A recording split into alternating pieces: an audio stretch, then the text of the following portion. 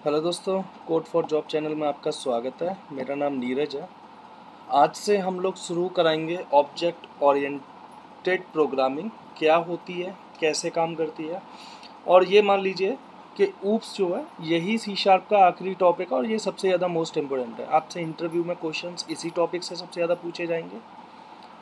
आप जब प्रोग्रामिंग करने बैठेंगे, जब आप किसी वर्क स्पेस में काम करेंगे, जैसे किसी कंपनी में जॉब करेंगे, तो वहाँ भी आपको इसके कॉन्सेप्ट पे ही पूरा काम करना रहता है। पूरी प्रोग्रामिंग जो रहती है, देखिए दो तरीके की प्रोग्रामिंग लैंग्वेजेस होती हैं।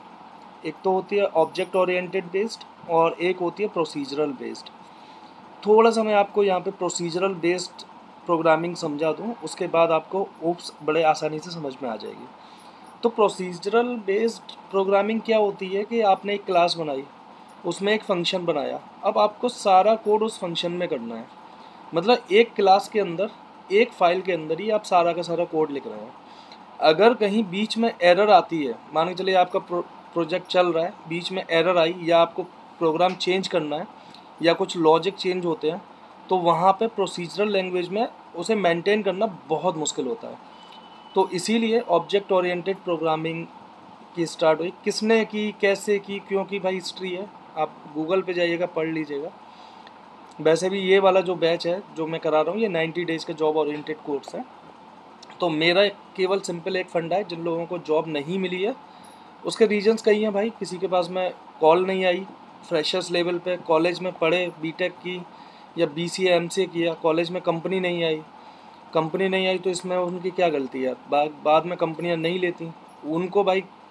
सीधी बात है, कोई आपको पैसे क्यों पे करेगा? मैं अगर अपने पास रखूँ तो मैं क्यों पैसे पे करूँगा जब मेरा आप काम नहीं कर पाओगे तो। पहले मैं आपको सिखाऊँ, उसके मैं आपको पैसे दूँ, तो भाई कोई नहीं देता, है ना। तो मैं आपको यहाँ पे काम करना सिखा रहा हूँ और इसके बाद में आप 2 साल का एक्सपीरियंस, कम से कम 2 साल का एक्सपीरियंस आपको लगाना ही लगाना है। और कुछ लोग जैसे डेटाबेस साइट से भी इसमें जुड़े हुए हैं, जो डेटाबेस डेवलपर बनना चाहते हैं, उनके लिए भी मैं एक सलाह दूंगा, आप फुल स्टैक पे जाइए। फुल स्टैक में पैसा ज़्यादा मिलता है फुल स्टैक डेवलपर के लिए। वो फुल स्टैक का कोर्स मैं नेक्स्ट अलग से लेके आऊँगा। फिलहाल ये है कि ये मतलब मैं उतना बता रहा हूँ जिससे कि आपको 90 डेज़ में जॉब मिल जाए। चलिए शुरू करते हैं ऑब्जेक्ट ओरिएंटेड।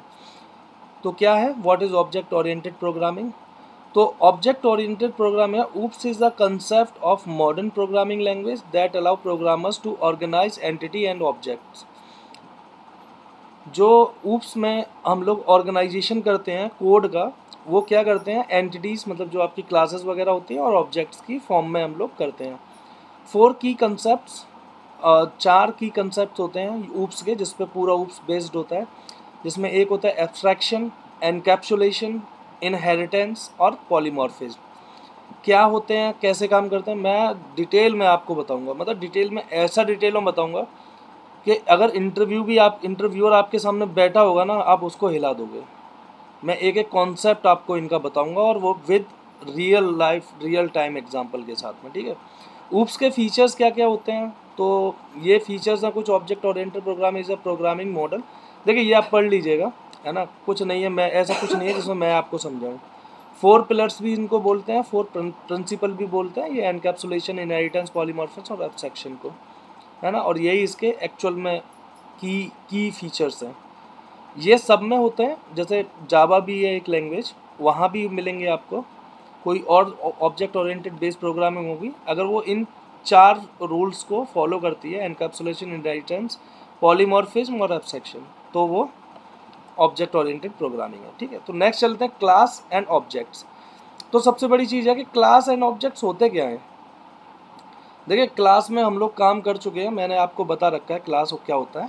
तो सिंपल आप डेफिनेशन भी समझ लीजिए थोड़ा सा। एक class is simply a user defined data types. User defined data types है, और कौन सा है, 2 टाइप के डेटाबेस मैंने बता रखे हैं, है ना।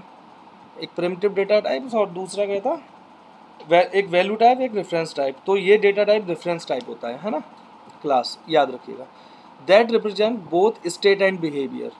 तो ये यूज़र डिफाइंड डेटा टाइप है जो स्टेट और बिहेवियर को रिप्रेजेंट करता है। स्टेट एंड बिहेवियर का यहाँ पे मतलब क्या है, स्टेट एंड बिहेवियर का मतलब है कि जो भी आप कोड क्लास के अंदर करते हैं ना, उसी में मतलब उसका काम, जो प्रॉपर काम है ना, मैं शायद एक्सप्लेन नहीं कर पा रहा हूँ इसको, है ना, आगे चल के आप समझ जाओगे, ठीक है।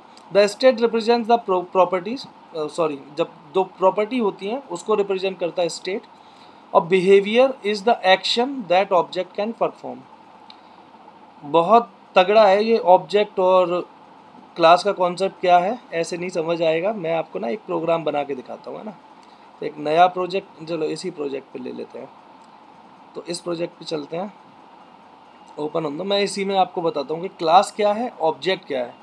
और ध्यान रखिएगा, पूरी की पूरी प्रोग्रामिंग, सी शार्प प्रोग्रामिंग, अगर आप अभी हैं या मशीन लर्निंग भी आप करेंगे तो पूरी की पूरी प्रोग्रामिंग जो है वो क्लास एंड ऑब्जेक्ट्स पे बेस्ड है। अच्छा, मैं दूसरा ओपन करता हूँ, क्योंकि ये वाला ना, ये वाला कोर का है ना। कोर का अभी मैं बताऊँगा तो आप कंफ्यूज रहेंगे, तो मैं एक दूसरा प्रोजेक्ट ओपन कर लेता हूँ, है ना, नया क्रिएट ही कर लेते हैं। ये रहा कंसोल ऐप .NET फ्रेमवर्क के साथ में, इसको ओपन करते हैं। नेक्स्ट करते हैं कंसोल ऐप 4। ये एंगुलर वाले में क्यों जा रहा है, पहले से ही बहुत सारे क्रिएट हैं। चलो एक और हो जाने दो, कोई दिक्कत नहीं है, क्रिएट करते हैं। चलिए, तो ये हमारा एक प्रोजेक्ट क्रिएट हो गया, है ना। मैं इसको पब्लिक कर देता हूँ फ़िलहाल के लिए। ये भी मैं इसको भी एक्सप्लेन करूँगा आगे चल के कि क्या। देखिए, ये होगी आपकी एक क्लास, ठीक है, ये हो गई क्लास होगी इतनी सी। बाकी ये है नेम स्पेस, नेम स्पेस के अंदर होती है क्लास। फिर ये फंक्शन है, ये मैंने मतलब बेसिक मैंने एक्सप्लेन पहले ही कर चुका हूँ, है ना। अब मैं क्या करता हूँ, अब आप लोगों को थोड़ा सा समझाता हूँ मैं ऑब्जेक्ट्स क्या होते हैं। तो ऑब्जेक्ट्स के लिए क्या करते हैं हम लोग, एक नई क्लास क्रिएट कर लेते हैं ना। तो नई क्लास क्रिएट कर लेते हैं और हम इसका नाम दे देते हैं टेस्ट ओबीजे, है ना, टेस्ट ओबीजे। ऑब्जेक्ट आप नाम कुछ भी दे दीजिएगा, कोई फ़र्क नहीं पड़ता। इसको मैं कर देता हूँ पब्लिक, है। अब मैं इसमें क्या ना, एक फंक्शन क्रिएट करता हूँ, है ना, पब्लिक इंट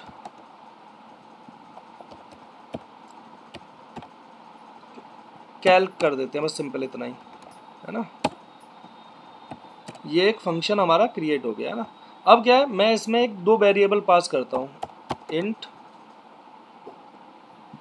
x, है ना, और इंट y, ठीक है। अब हम मुझे क्या करना है, इसमें मुझे ना प्लस कराना है। तो देखिए, इसने पहले इंटेलिजेंस दे दी, हम कर देते हैं। तो रिटर्न करने लगा।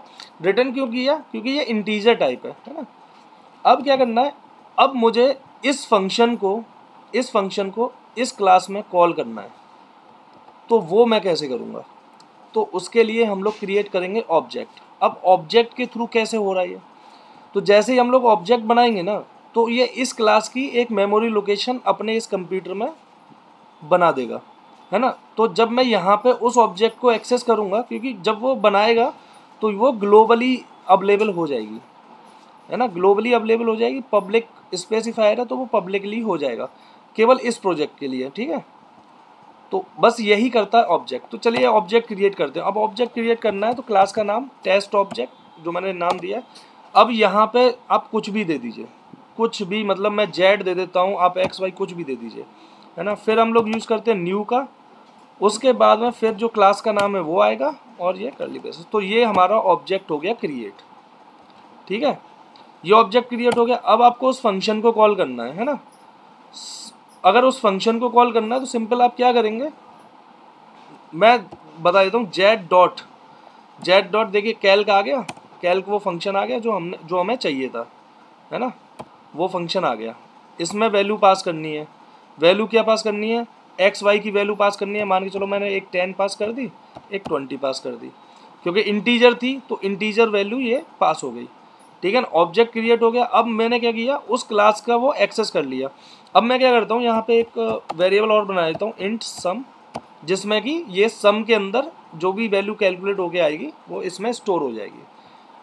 मेरा कॉन्सेप्ट अगर आपको समझ में आ गया हो तो वीडियो को लाइक कर देना और कमेंट कर जरूर करना यार।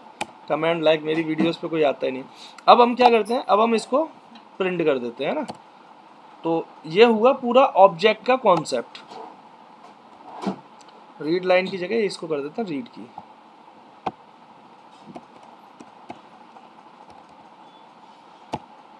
रीड की हो गया। तो अभी ये रुक जाएगा। देखिए अब ये 10 + 20 30 रिजल्ट दे देगा आपको, है ना।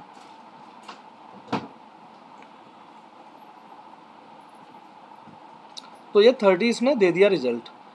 तो सिंपल कॉन्सेप्ट है ऑब्जेक्ट का, यही है।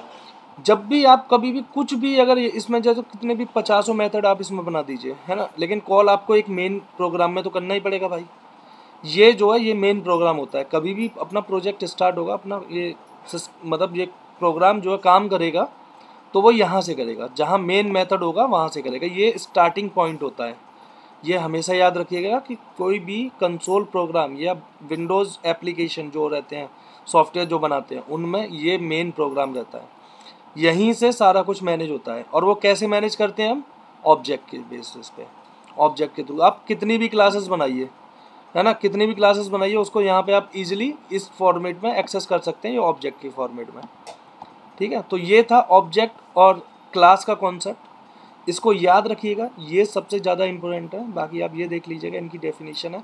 ऑब्जेक्ट क्या बोलते हैं? It is an instance of A class. Instance है, इंस्टेंस मतलब क्या बोलते हैं, इनिशियलाइजेशन। ये मतलब एक नाम आपने दे दिया, ऑब्जेक्ट एक नाम दे दिया क्लास को, और फिर उस नाम से आप उस क्लास के सारे फंक्शन वगैरह को एक्सेस कर रहे हैं।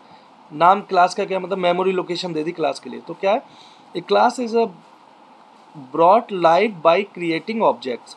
N object can be considered as a thing that can perform activities. Perform activities, ठीक है। The set of activities that are object perform define the object behaviour. Object के बिहेवियर को डिफाइन करता है। डॉट लगाते हैं, ये सब डॉट लगा के मतलब कॉल कर लेते हैं। वो मैंने सारा कुछ आपको एक्सप्लेन कर दिया मैंने प्रोग्राम में, है ना। तो आप याद रखिएगा, ये था एग्जैक्टली क्लास और ऑब्जेक्ट में। मैं दावा करता हूँ भाई, जो प्रोग्रामिंग सीख जाते हैं ना, उनको आता ही नहीं है ऑब्जेक्ट कैसे क्रिएट करना है। वो कोड को कॉपी करते हैं गूगल से। आपको कॉपी वॉपी करने की ज़रूरत नहीं है। ये ऑब्जेक्ट का बेसिक है, ये आप करते चलिए। बेसिक आपको आ गया एक बार, उसके बाद में जब मैं प्रोजेक्ट बनवाऊँगा ना, पहले तो मैं विंडो एप्लीकेशन ही आपसे बनवाऊँगा। जैसे एक रेसिंग गेम मैंने इसी पे डाल रखा है, वो मैंने खुद ही क्रिएट किया था। तो वो जो कार रेसिंग गेम है वो मैंने खुद ही विंडो एप्लीकेशन पे किया था। तो हम कोई भी एक ऐसा एप्लीकेशन पकड़ लेंगे, एक गेमिंग का पकड़ लेंगे, और एक नॉर्मल जैसे बैंकिंग वगैरह में सिस्टम बनते हैं ना, कि आप अकाउंट वगैरह एंटर कीजिए, डिटेल डालिए, ये डालिए, वो डालिए। एक ऐसा प्रोजेक्ट बना लेंगे जिससे कि आपकी प्रोग्रामिंग स्ट्रांग हो जाएगी। और मैं फिर आपको बोल रहा हूँ, हम लोग यूज़ करेंगे चैट जीपीटी और गूगल का, ठीक है ना। जो एक्चुअल में लोग काम करते हैं ऑफिस में, कोड सबको याद नहीं रहता। कोड याद होता है भाई कम से कम 7-8 साल जॉब करने के बाद में। आप टेंशन मत लिया कीजिए। मैंने यार इतनी चैनल्स देखे हैं, मतलब वो पढ़ाते हैं, वो कोड लिख लेते हैं, एक्चुअल में नहीं लिख पाते, ठीक है ना। और आप सीखते रहो, कुछ सीख ही नहीं पाएंगे। तो बेसिक कॉन्सेप्ट आप सीखिए, कोडिंग आपको आ जाएगी ना। तो आज के लिए बस इतना ही दोस्तों, मिलते हैं नेक्स्ट वीडियो में। तब तक के लिए have a great day. Thank you for watching.